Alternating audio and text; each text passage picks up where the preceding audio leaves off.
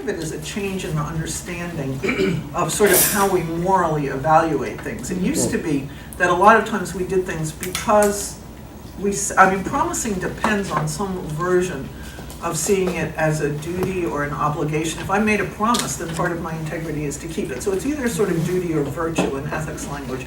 I think because we're so pragmatic today and utilitarian, it's like promising kind of fails if you're continually wondering whether or not that promise is really the best decision, whether I ought to reconsider, well, maybe I made a promise, but really something better came along. Mm-hmm. At which point the whole structure, the whole practice of promising fails.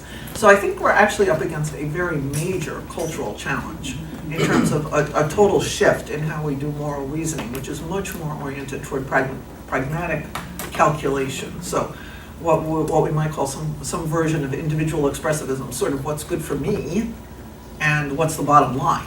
And those are not good for promising. Mostly we just then are continually reevaluating with the promises, whether it's worth it to keep the promise. So I think that seeps in. I don't think people explicitly think about what's going on, but I think that seeps into congregational life just like it does into every other kind of promising.